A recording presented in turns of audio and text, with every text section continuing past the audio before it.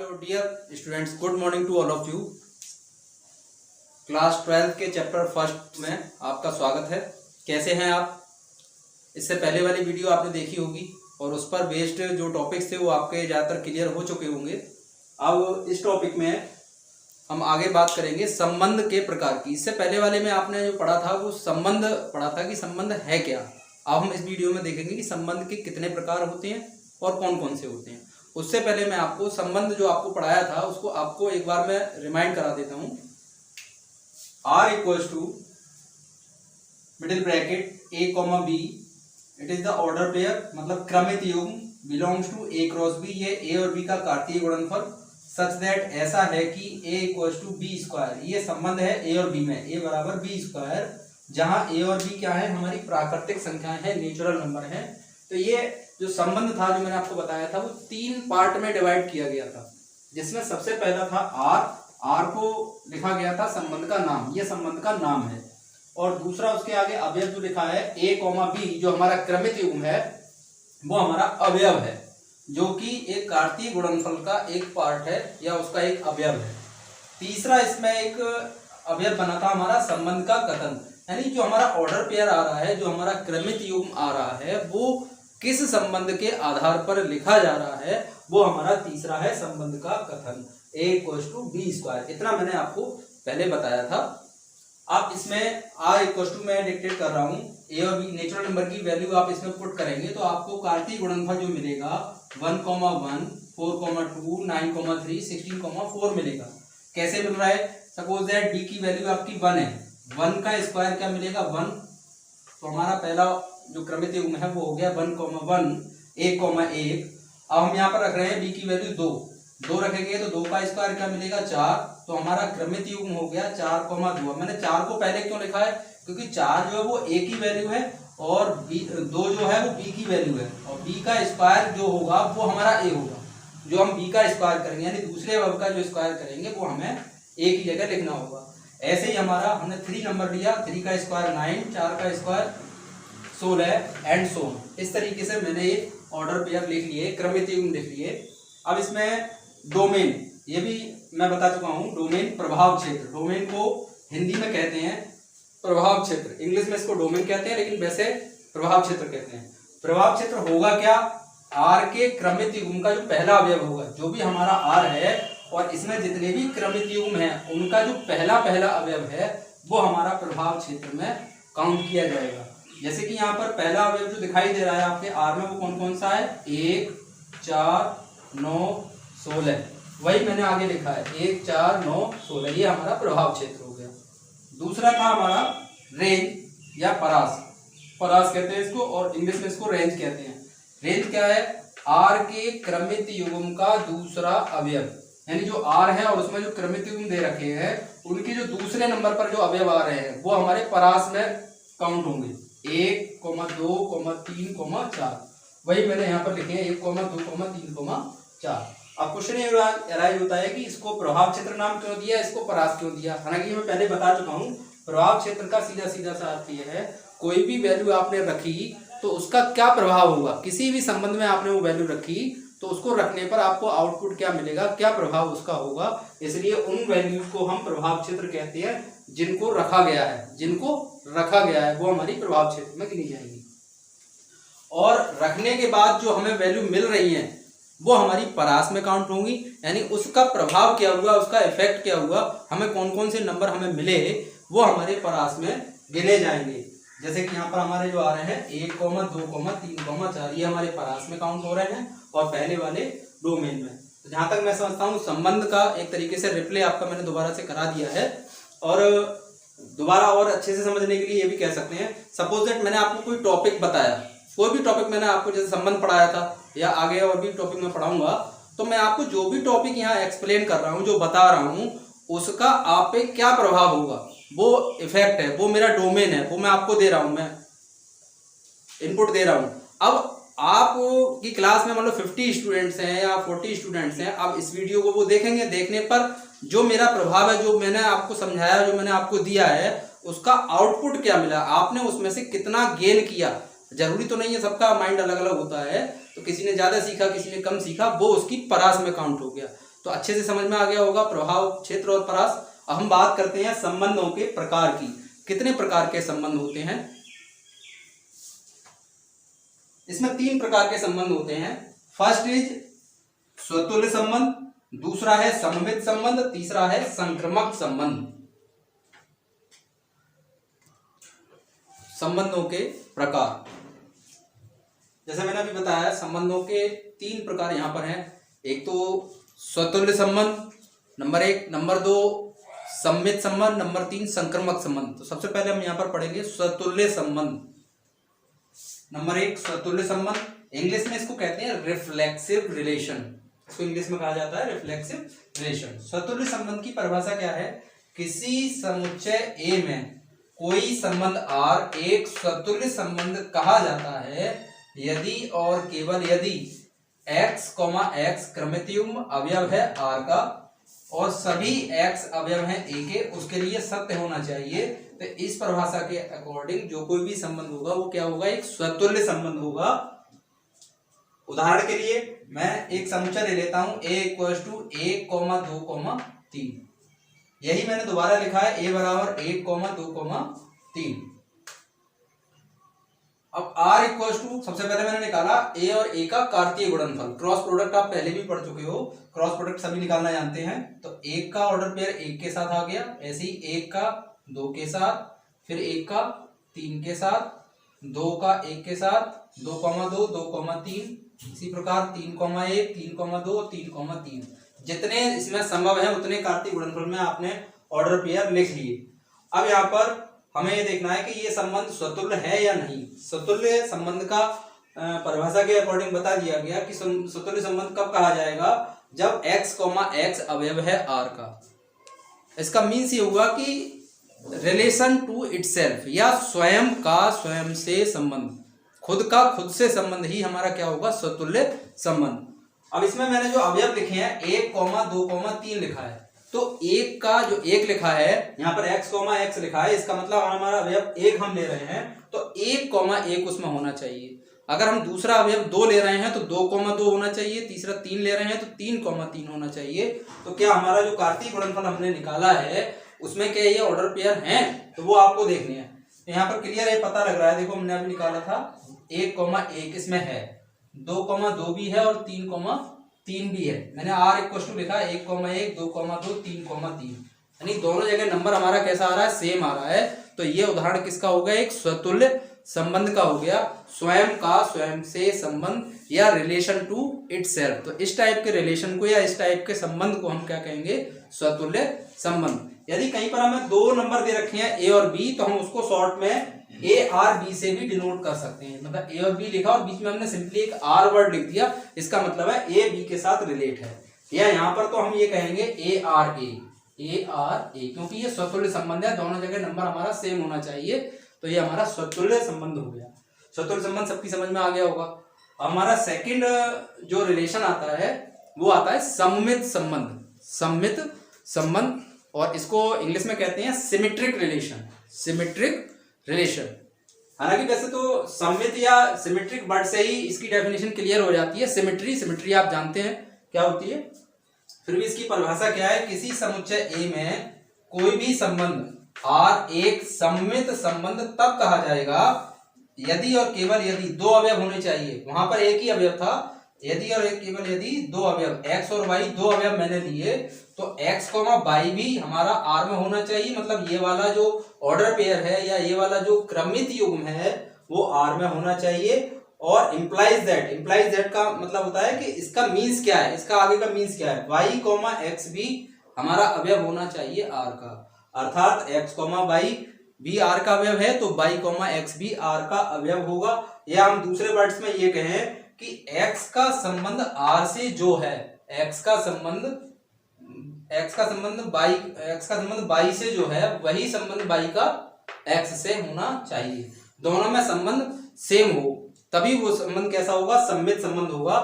उदाहरण हम ऊपर वाला ही ले रहे हैं, समुच्चय जो ऊपर लिखा था वही समुच्चय हम ले रहे हैं। उसमें आप देखो 1, 2 का ऑर्डर पेयर है। सबसे पहले 1, 2 ऑर्डर पेयर है। अभी बताया था x का y से जो संबंध है वही x एक्स का जो बाई से संबंध है वही बाई का एक्स से होना चाहिए। तो हमारे पास क्या आ रहा है यहाँ पर 1,2, यानी 1 का 2 से संबंध वो शो कर रहा है। तो आपको ये सर्च आउट करना होगा उस आर में क्या हमारे पास 2,1 का भी एक अवयव क्रमित युग्म उसमें है या नहीं है। 1,2 हमारा आर में बिलोंग कर रहा है या अवयव है, तो देखो 2,1 भी इसमें है।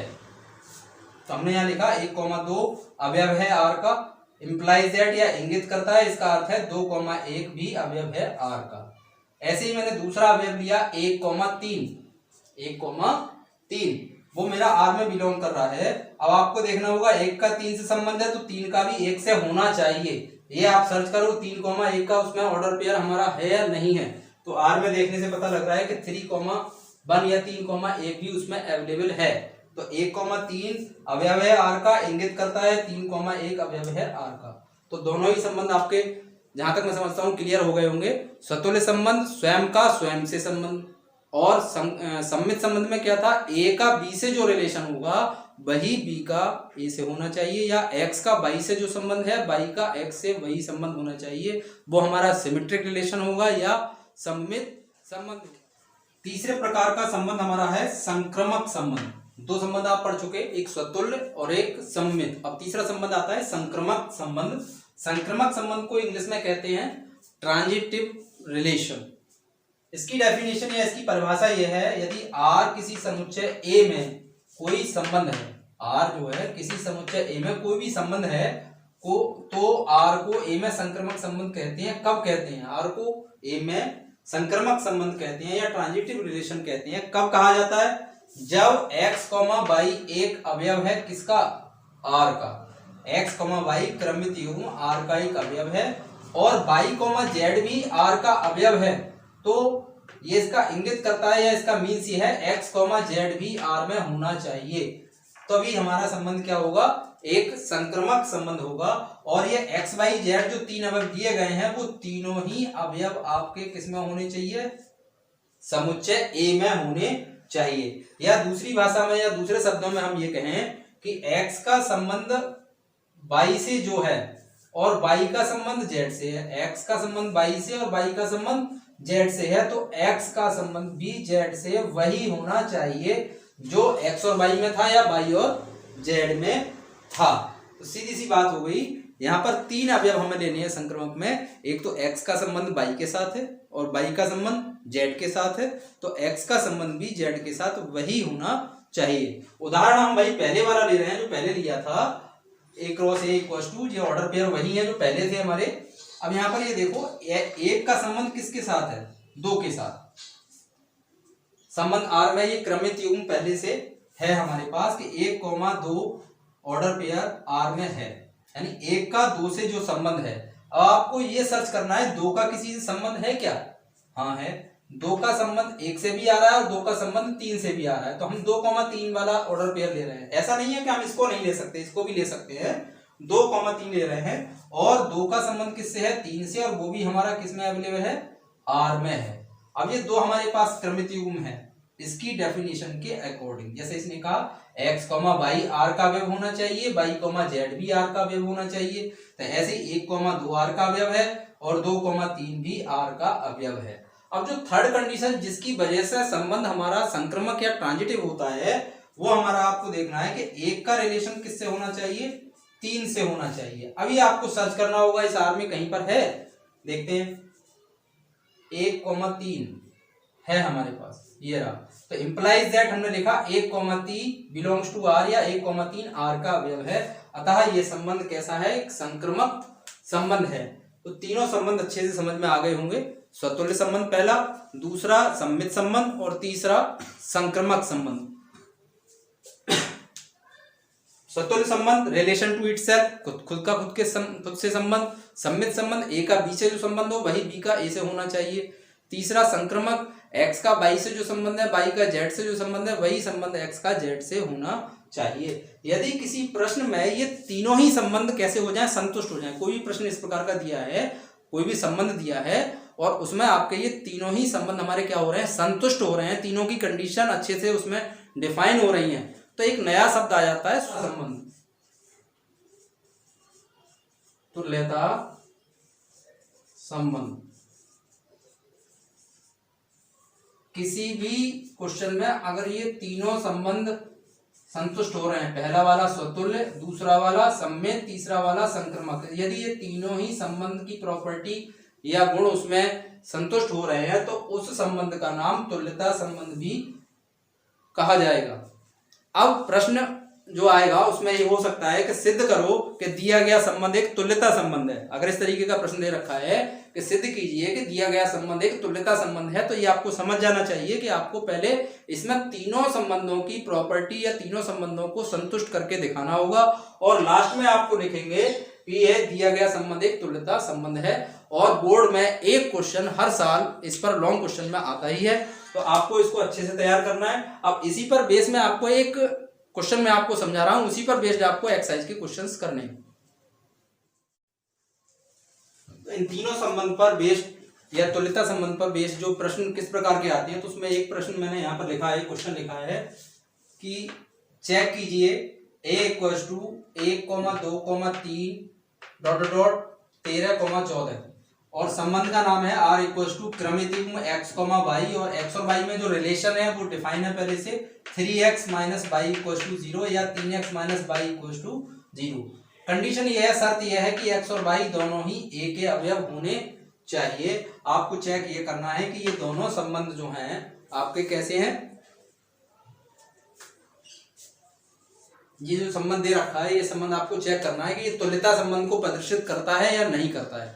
तो तुल्यता संबंध के लिए जैसा मैंने अभी बताया था कि आपको तीनों संबंध की कंडीशंस चेक करनी होंगी। अगर वो सेटिस्फाई हैं तो आप कह सकते हो कि दिया गया संबंध तुल्यता संबंध को प्रदर्शित करता है, और नहीं है, एक भी कंडीशन अगर सेटिस्फाई नहीं है तो आप कह सकते हो कि तुल्यता संबंध को प्रदर्शित नहीं करता है।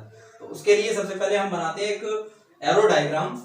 इसमें मैंने यहाँ पर दोनों तरफ a लिखा हुआ है और पहले वाले जो a है उसके ऊपर मैंने x लिखा है, इधर वाले a के ऊपर मैंने y लिखा है और संबंध a से a में है और रिलेशन दिया है 3x - y = 0। तो हम y उधर चला जाएगा तो y = 3x। तो x और y में जो संबंध मिला वो हमें क्या मिला, y की जो वैल्यू है वो 3x है, यानी y = 3x है और x मैं इस साइड लिखूंगा, y इस साइड। अब x और y दोनों ही क्वेश्चन में पहले से गिवन है, वो किसके अवयव है, a के। ये ध्यान रखें, x और y दोनों किसके अवयव है, a के।